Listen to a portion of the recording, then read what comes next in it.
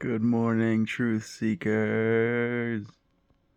It's your boy, Christ Love Light of Atlantis, Dev G369, at your service. And we're gonna talk about the human-animal form of conformity today. The human-animal form of conformity that society is going down the path of. But they mention it in this video, Billy Carson and Matthew LaCroix. And this should be helpful for your perspective and you gaining enlightenment and pretty much escaping the fairy tales that we've been conditioned to believe. So yeah, here you go. 7 seconds in advance. So that proves that we're getting a download of information from the future or from maybe real time, and we're not living in real time. So again, the brain doesn't create consciousness, it downloads it. Every case study they did, it worked out the same way. After a few minutes, the human brain was picking up the next image and transmitting it to the computer before the image showed up on the screen. Every case study they did. So this is how powerful we truly are.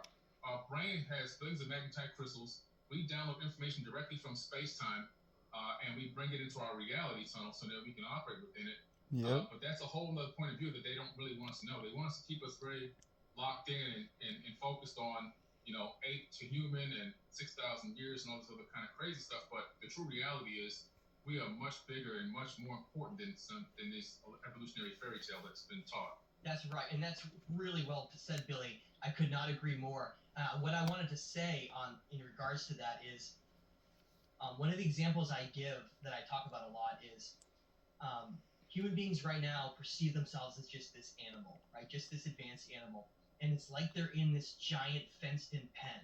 And they're all going to work and they're all doing what they're told. And they live generally these very mundane lives. We just come home, we watch TV, maybe we go out for a hike every once in a while, we go out to do something, but largely our lives are very uneventful. And then before we die, that's why the regrets of most people is that they never really did anything.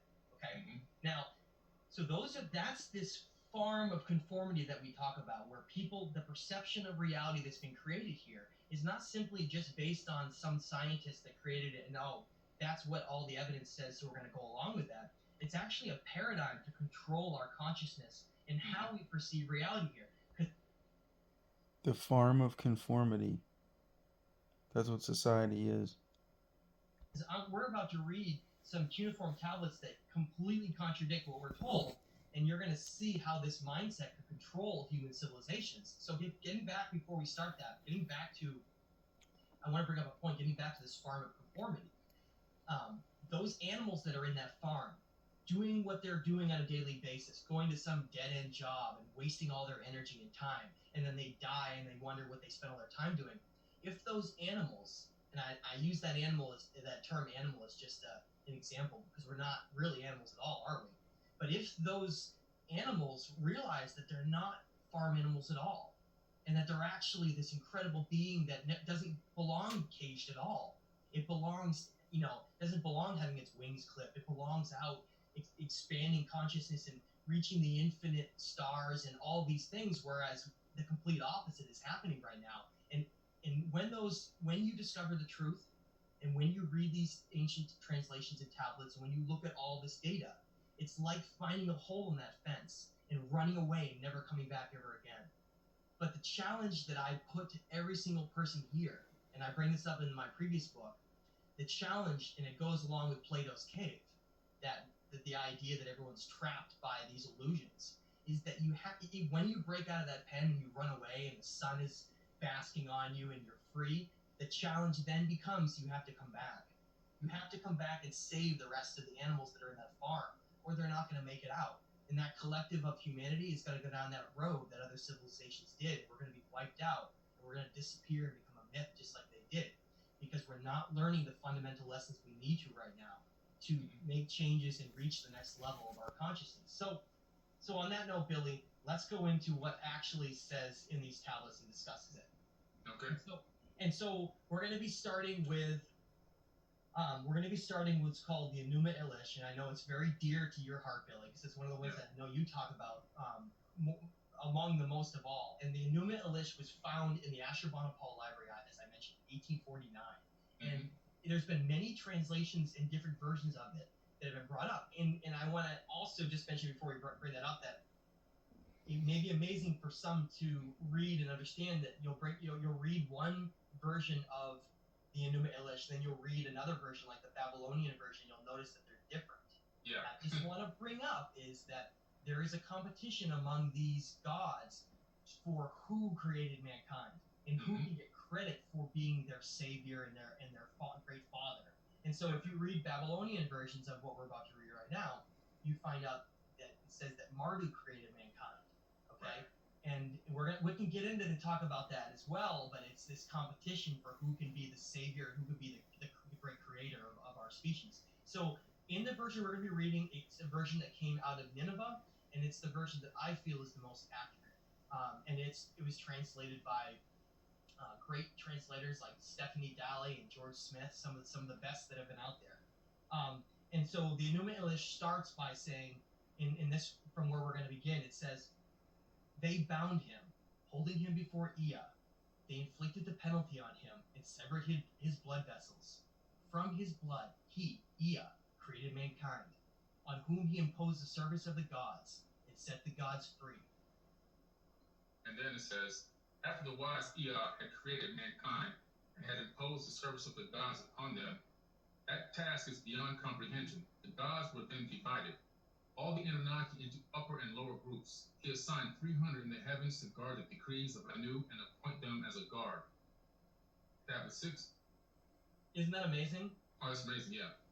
I mean, it just tells you right there, and Billy, I'm sure you know that same description is almost referenced exactly in the Atrahasis as well. Isn't that just mind-boggling with all these questions that people have? It's amazing that the Atrahasis epic and this have so many similar verses in them. So it tells you that it's right on point. You know, it's really amazing. And the thing that I like about the Enuma Elish is the fact that it mentions the Anunnaki, it mentions Marduk or the Nibiru planet, and depending on the version that you're reading. And you can find Marduk in the modern day Bible. You can find him in the Torah. You can find these names through the American Library. So it's not even been hidden. It's there, but people have just never paid attention to it.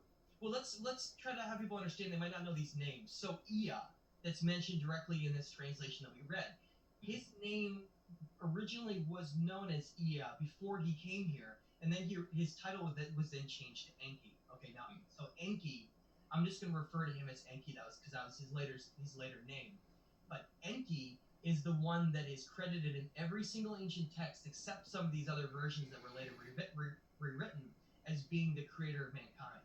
And he was said to be this great being that created mankind to do the workload of the gods.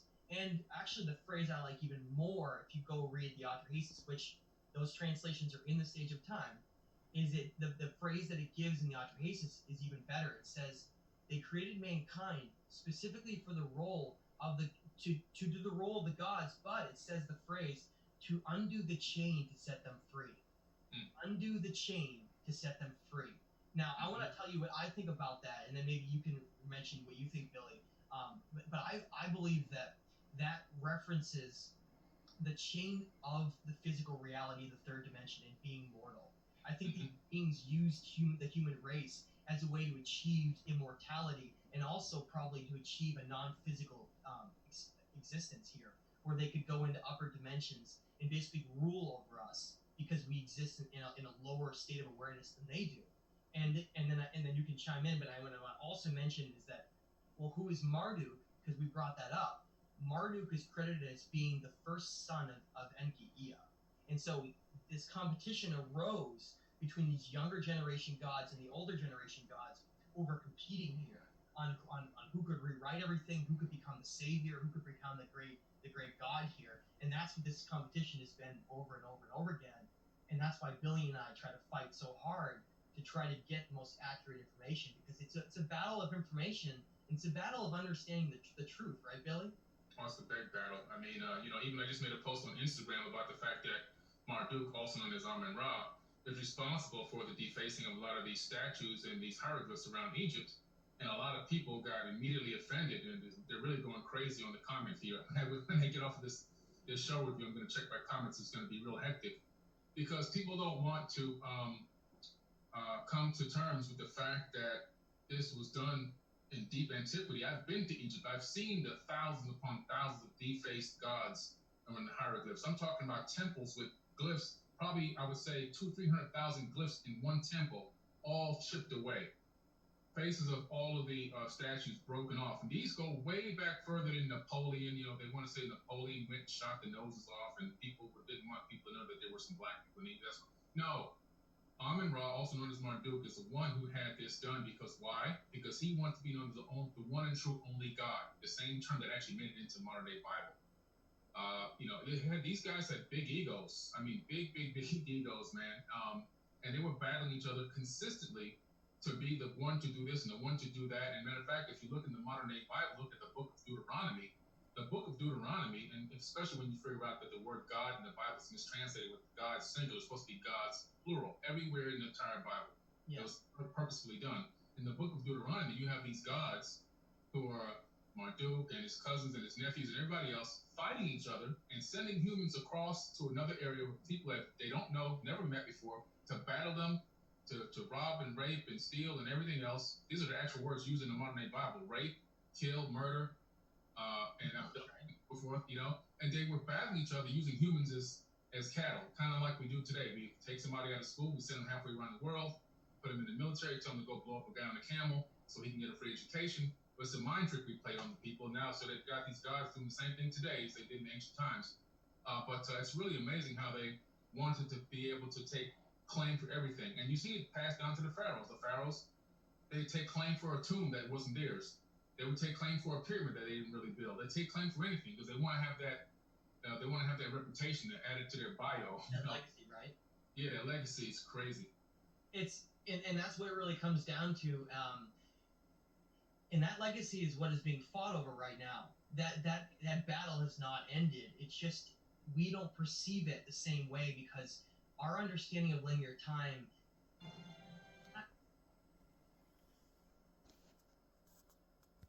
All right, so that was a video of Matthew LaCroix and Billy Carson. Not AI. It was not AI. And so, yeah, that was an evidentiary video to show you the hidden secrets.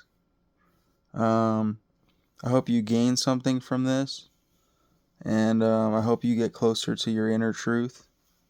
You are the universe, and keep it true. Keep peace. Keep the peace, and stay true to you. I love my viewers, and anything that you could take from this as educational or vibrationally uplifting is satisfaction for me. So, thank you guys. I appreciate you guys watching, and I hope you have a wonderful rest of your weekend coming up. And yeah, stay true to God. Have faith. There's only one God, although these tablets talk about gods and the human form of conformity. That's what this video is about, the human form of conformity. And so yeah, hopefully it gave you some insight and rose your awareness to uplift your vibration, and so that you are more balanced and true with your true inner self. But yeah, have a great blessed rest of your day, guys. And I'm signing off. Peace, truth seekers.